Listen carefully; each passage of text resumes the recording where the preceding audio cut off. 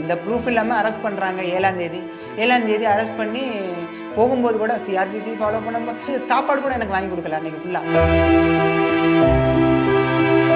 போனோடனே அங்கே கொஞ்சம் ப்ரொசீடிங் இருந்துச்சு. அதுக்கப்புறம் பார்த்தீங்கன்னா செக்கப் அதுன்னு சொல்லுவாங்க. ஃபுல்லாக ட்ரெஸ் எல்லாம் நியூட் பண்ணி ஒரு இது பிட்டு துணி கூட இருக்கக்கூடாது. அழுகு வந்துட்டு ஐயோ நான் யாருமே இல்லையே, என்ன பண்ணுறது, இப்போ என்ன பண்ண போகிறோம், நம்மளை யார் எடுக்க போகிறாங்களோ ஒரு திங்கிங், பயங்கர திங்கிங் போயிட்டு இருந்துச்சு. சூசைட் பண்ணிக்கலான்னு கூட. உள்ளே பார்த்தீங்கன்னா ஒரு 40-50 பேர் இருப்போம். ஒரே பிளாக்ல ஒரே பாத்ரூம் தான் உள்ளே இருக்கும். லாக்கப் க்ளோஸ் பண்ணிடுவாங்க. அதுக்கப்புறம் எல்லாமே உள்ளே தான் இருக்கணும், அந்த பிளாக்குள்ளே தான் இருக்கணும். ஒரு டைம் வந்து என்னோட உள்ளே இருக்கவங்க ஒருத்தன் அஃபென்ஸ் பண்ணிட்டான், அடிச்சிட்டான், சண்டை வந்துருச்சு. வந்தாங்க, மொத்த பேரையும் போட்டு அடித்தாங்க. 5 கொலை 6 கொலைங்கும் போது நம்மளால் அது அந்த மாதிரி பர்சனே பார்த்தது இல்லை. எல்லாருமே அங்கே பார்ப்போம், திருட்டு கஞ்சா.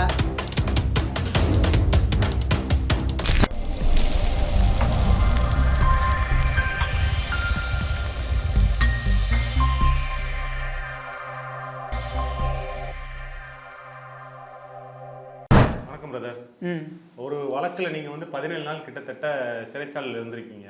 எஸ், ஆமாம். அந்த சிறைச்சாலையில் பட்ட அனுபவங்களும் சிறைச்சாலையில் பட்ட வேதனைகளையும் வலிகளையும் எங்களோட ஷேர் பண்ணிக்கலாமா? ஐயோ, ஜெயில் அதெல்லாம் நினச்சி கூட பார்க்க முடியாது. அந்த அளவுக்கு கொடுமையான ஒரு விஷயம்தான். ஏன்னா ஒரு எந்த ப்ரூஃப் இல்லாமல் அரெஸ்ட் பண்ணுறாங்க. 7ஆம் தேதி அரெஸ்ட் பண்ணி போகும்போது கூட சிஆர்பிசி ஃபாலோ பண்ணும்போது நம்மளுக்கு ஏதாச்சும் ஒன்று நடந்துச்சுன்னா எல்லாமே போலீஸ் தான் எஃப்ஐஆர் போட்டதுக்கப்புறம். ஸோ நம்மளை வந்து சாப்பாடு கூட எனக்கு வாங்கி கொடுக்கல அன்றைக்கி ஃபுல்லாக. எனக்கு வந்து ஆக்சுவலாக வந்து ஆஃப்டர்நூன் ஆயிடுச்சு அங்கே ஜெயிலுக்கு உள்ளே போகும்போது. அதுக்கப்புறம் உள்ளே வந்து நிறைய ப்ரொசீடிங்லாம் இருந்தது. புழல் 2 ஜெயிலில் நான் போனேன். சென்னை புழல் 2. ஃபஸ்ட் நாள் நான் உள்ளே போகிறேன். உள்ளே போகிறதுக்கே லேட் ஆகிடுச்சு. உள்ளே போனோடனே அங்கே கொஞ்சம் ப்ரொசீடிங் இருந்துச்சு. அதுக்கப்புறம் பார்த்தீங்கன்னா செக்கப் அதுன்னு சொல்லுவாங்க. அவங்க பாயிண்ட் ஆஃப் வியூவில் செக்கப் ஃபுல்லாக ட்ரெஸ் எல்லாம் நியூட் பண்ணி ஒரு இது பிட்டு துணி கூட இருக்கக்கூடாது. ஸோ அந்த மாதிரி உட்காந்து எந்திரிக்க சொல்லி நியூடாக அந்த மாதிரி பண்ணாங்க. அதில் ஒரு போலீஸ் ஆஃபீஸர் வந்து நேம் பார்த்துட்டு சுபாஷ் சந்திர போஸ் பேரை வச்சுக்கிட்டு நீ இதை பண்ணுறேன்னு அடித்தார். ஸோ அவங்க பாயிண்ட் ஆஃப் வியூவில் கரெக்டு தான். ஏன்னா அவங்கள பொறுத்தவரையும் நான் குற்றவாளி தான் தெரியும், ஜெயிலுக்கு போயிருக்கேன். பட் நான் தப்பு பண்ணலன்னு எனக்கு மட்டும் தானே தெரியும். பட் அவரோட பாயிண்ட் வந்து கரெக்டு. அவரோட பேரை வச்சுக்கிட்டு இந்த மாதிரி கெடுக்கிறேன். ஸோ அந்த மாதிரி நடந்தது. அதுக்கப்புறம் ட்ரெஸ்ஸை ஃபுல்லாக ஊற்றிட்டு 5 வாட்டி உட்காந்து எந்திரிச்சேன். அதுதான் நான் சொல்கிறேன், அவங்க பாயிண்ட் ஆஃப் வியூவில் வந்து அது செக்கப்பு, நம்ம பாயிண்ட் ஆஃப் வியூவில் எந்த அளவுக்கு அவமானம்னு தெரியும். ஸோ அதுக்கப்புறம் நான் உள்ளே போகிறேன். உள்ளே போனோடனே புதுசு பார்த்தீங்கன்னா எல்லா இடத்துலையும் எல்லாமே பயங்கரமாக புதுசாக இருக்குது.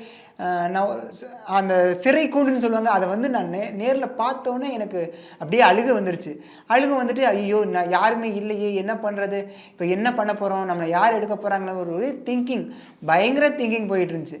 அதுக்கப்புறம் ஒரு 1 வீக் ரொம்ப ரொம்ப என்ன சொல்கிற டிப்ரெஷன் ஆகிட்டேன். சூசைட் பண்ணிக்கலான்னு கூட ஐயோ போச்சு, நம்ம பேசாமல் கழுத்துன்னு இந்த மாதிரி நம்ம சட்டத்தை நம்பினோமே, பட் சட்டம் வந்து நம்மளை கைவிட்டுருச்சே, போலீஸ் காவலர்கள் வந்து நம்மளுக்கு அகேன்ஸ்டாக ஒர்க் பண்ணிட்டாங்களே, இந்த மாதிரி பொய்யா ஒரு இது கொடுத்துட்டாங்களே, அதெல்லாம் திங்க் பண்ணி பயங்கர டிப்ரெஷன் ஆகிட்டேன்.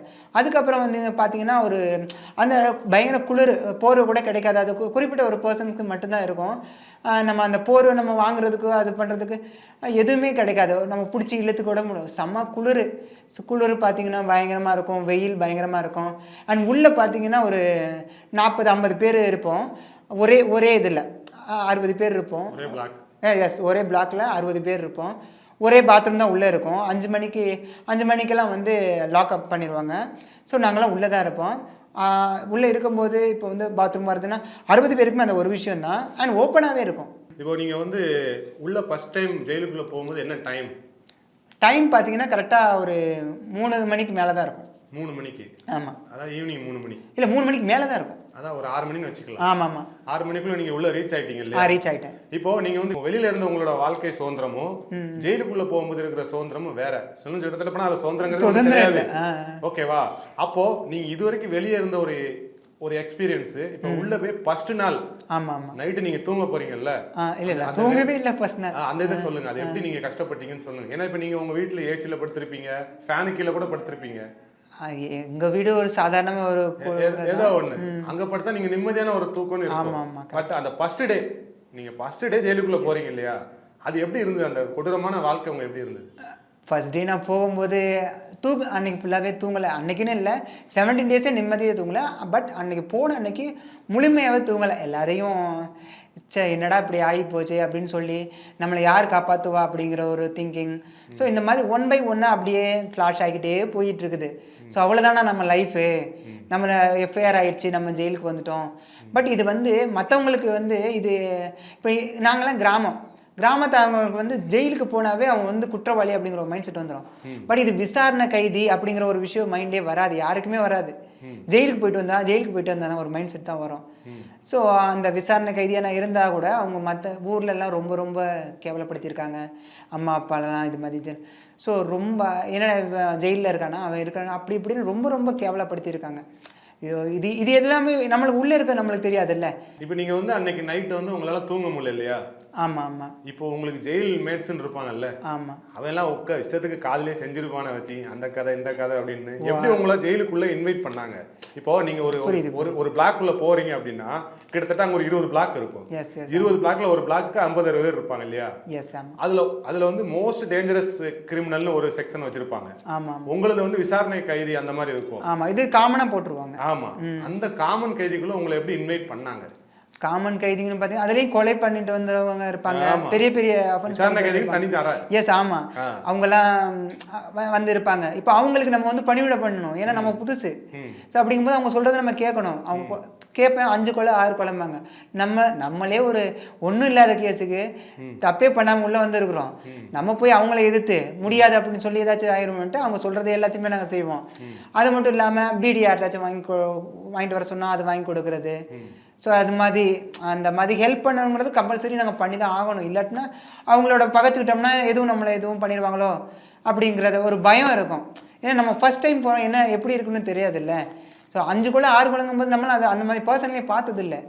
எல்லாருமே அங்கே பார்ப்போம், திருட்டு கஞ்சா, ஸோ கொலை பண்ணிட்டு வந்தவங்க, தெரியாமல் பண்ணிட்டு வந்தவங்க. அங்கே வந்து ப்ராப்பராக வந்து 20% பேர் வந்து ப்ராப்பராக அது ரெகுலராகவே அஃபென்ஸாக பண்ணிகிட்டு இருக்காங்க. 80% பேரில் வந்து ஒரு 50% பேர் வந்து எல்லாமே ஒரு பதட்டத்தில் பண்ணிட்டு வர்றது. ஸோ இது எல்லாத்தையும் நான் டீட்டெயில் பண்ணேன், ஒவ்வொரு பிளாக்காக. இதுக்குன்னே நான் ஒவ்வொரு பிளாக்காக போய் எப்படியெல்லாம் இருக்காங்க அப்படிங்கிறது. ஸோ அந்த பிளாக் எல்லாத்தையுமே நான் ஒரு அசிஸ்டண்டாக ஒர்க் பண்ணுறேன்ல, ஸோ நம்மளுக்கு ஒரு ஆப்பர்ச்சுனிட்டி கிடச்சதான் நான் யூஸ் பண்ணேன். நான் உள்ள 1 வீக் வரையும் நான் வந்து பயங்கரமாக ஸ்ட்ரெஸ்ஸில் தான் இருந்தேன். பட் அதை வந்து நான் ஒரு ஆப்பர்ச்சுனிட்டியாக எடுத்தேன். அதாவது இது நம்ம ஜெயிலை வந்து ஃப்ரீயாக பார்க்க முடியாது. ஸோ இப்போ நம்ம வந்து ஒரு பொய்யான ஒரு விஷயத்தில் நம்ம உள்ளே வந்திருக்கோம். பட் அது முடிஞ்ச அளவுக்கு ஒவ்வொரு பிளாக்காக நான் போய் எப்படிலாம் இருக்குது அப்படிங்கிறது. ஸோ போலீஸ் ஆஃபீஸர்ஸ்லாம் நல்லா தான் நடந்துக்கிட்டாங்க. ஸோ அதெல்லாம் எந்த ஒரு குறையும் இல்லை. பட் சாப்பாடுங்கிறது நாங்கள் இருந்தபோது இப்போ மெனுவெல்லாம் மாறிடுச்சு. நாங்கள் இருந்தபோது 3 நேரமும் சாதம். பட் அந்த சாதத்தெல்லாம் நீங்கள் பார்த்தீங்கன்னா அது வந்து நம்ம சொல்லலாமா சொல்லக்கூடாது, சாப்பிடவே முடியாது என்னால். ஸோ அந்த 17 டேஸ் நான் பட்ட கஷ்டம், அந்த சாப்பாடு எப்படி சாப்பிடுவேன். ஏன்னா இதுக்கு முன்னாடி வந்து நம்ம சாம்பார் ரசம் அது இதுன்னு வீட்டில் சாப்பிட்ருப்போம். எதுவுமே இல்லாமல் அங்கே வந்து சாப்பிடும்போது அது வந்து கொஞ்சம் ஏற்றுக்கவே முடியலை நம்மளால். ஸோ அந்த மாதிரிலாம் இருந்துச்சு. 17 நாளுங்கிறது ஒரே நாளுக்கு ஈக்குவல் தான். ஒரே நாளுக்கு என்னன்னா காலையில எந்திரிச்சு அந்த டைமிங் இருக்கும்ல, அது சொல்லுங்க. காலையில எத்தனை மணிக்கு எந்திப்பீங்க, ராத்திரி எத்தனை மணிக்கு உள்ள போவீங்க, அந்த விஷயத்த சொல்லுங்க. காலையில எப்போ எந்திப்பீங்க? காலையில ஆஸ்யூஷுவல் 6 மணிக்கு ஜெயிலில் வந்து லாக்கப் ஓப்பன் பண்ணிடுவாங்க. அதுக்கப்புறம் ரெஸ்ட் ரூம் போயிட்டு பல்லு தேய்ச்சிட்டு குளிச்சுட்டு, ஸோ அதுக்கப்புறம் அங்கே அந்த உள்ளே தான் அந்த காம்பவுண்ட்குள்ளேயே நம்ம இருக்கலாம், அவ்வளோதான். அதுக்கப்புறம் வந்து ஃபுட்டு வரும். ஃபுட்டு வந்ததுக்கப்புறம் மத்தியானம் ஃபுட்டு வரும். ஸோ அதுக்கு இடையில வந்து பேசிக்கலாம். இதுலேயும் நீங்கள் வந்து ரொம்ப அஃபென்ஸ் பண்ணுறீங்க, இப்போ விசாரணை கைதியை கூட ரொம்ப அஃபென்ஸ் பண்ணுறாங்க, உள்ளேயும் வந்து சண்டை போடுறாங்கன்னா தனி சிறையில் போட்டுருவாங்க. ஸோ அது தனி சிறையில் போட்டுருவாங்க. ஸோ அதெல்லாம் வந்து இன்னும் கொடுமை, யாருமே பேச முடியாத அளவுக்கு. இப்போ தனியாக உங்களை போட்டோம்னா அவங்களுக்கு பயங்கர ப்ரெஷர் ஆயிரும். ஸோ அந்த மாதிரிலாம் ஆயிரும். அந்த மாதிரிலாம் போட்டுருவாங்க. அதுக்கப்புறம் வந்து ஈவினிங் ஆகும், சாப்பாடு வரும், அந்த இதெல்லாம் வாங்கி வச்சுருவாங்க. வாங்கி வச்சுட்டு தான் நைட்டு தான் சாப்பிடுவோம். ஓகேவா? நைட் சாப்பாடு வந்து ஒரு சாயந்தரம் போலயே வாங்கிட்டு அதை, ஏன்னா 5 மணிக்கெலாம் லாக்அப் பண்ணிடுவாங்க, லாக்அப் க்ளோஸ் பண்ணிடுவாங்க. அதுக்கப்புறம் எல்லாமே உள்ளே தான் இருக்கணும், அந்த அந்த பிளாக்குள்ளே தான் இருக்கணும். ஸோ எல்லாமே அவங்க எல்லாத்தையும் சமாளிக்கணும். ஒரு டைம் வந்து என்னோட உள்ளே இருக்கவங்க ஒருத்தன் அஃபென்ஸ் பண்ணிட்டான், அடிச்சிட்டான், சண்டை வந்துருச்சு. வந்தாங்க, மொத்த பேரையும் போட்டு அடித்தாங்க. ஆமாம், அதாவது யாருன்னே சொல்லலை. அவர் என்ன பண்ண முடியும் போலீஸ், யாருன்னே சொல்கிற வரையும் அடிப்பா அப்படின்ட்டு அடித்தாங்க. அதுக்கப்புறம் சொன்னாங்க, சொல்லிவிட்டு அப்புறம் வந்து ஐயா மன்னிச்சுக்கோங்க ஐயா அப்படின்னு அவங்க சொல்லி அப்பாலஜிஸ் கேட்டு அப்புறம் ஏன்னா உங்களுக்கு அடி விழுந்ததா? எனக்கும் சேர்ந்து தான் விழுகும், அது என்ன பண்ணுறது, எனக்கும் விழுந்துச்சு. பட் அங்கே இருக்க போலீஸ் ஆஃபீஸர்லாம் நான் நினச்சேன் அங்கெல்லாம் வந்து வெளியே வந்து ரொம்ப கொடூரமாக நடத்துகிறாங்க அப்படி இப்படிங்கிறாங்க. அப்படிலாம் எனக்கு தெரிஞ்ச வரையும் இல்லை, நான் பார்க்கல. நல்லா தான் போலீஸ் ஆஃபீஸர்ஸ்லாம் நல்லா தான் நடந்துக்கிட்டாங்க, ஜென்யூனாக நடந்துட்டாங்க. அந்த சூப்பரண்டென்ட் கூட சூப்பராக ஒன்றும் பிரச்சனை இல்லாமல் எதாக இருந்தாலும் கோரிக்கை கேட்குறது, உங்களுக்கு ஏதாச்சும் ப்ராப்ளம்னா சொல்கிறா அப்படின்னு கேட்குறது. ஸோ எல்லாமே நல்லா தான் பண்ணாங்க எனக்கு தெரிஞ்ச வரையும். பட் அது ஒரு சிறை அப்படிங்கிறது நம்மளுக்கு மைண்டில் இருக்கும். அதை விட ஒரு எப்படி சொல்கிறது, நம்ம சுதந்திரமாக பறந்துக்கிட்டு இருப்போம். நம்ம ஒரு சின்ன கூண்டுக்குள்ளே இப்போ தான் தெரியுது ஒரு குருவிகள்லாம் அடைச்சா எவ்வளோ கஷ்டப்படுறோன்னு.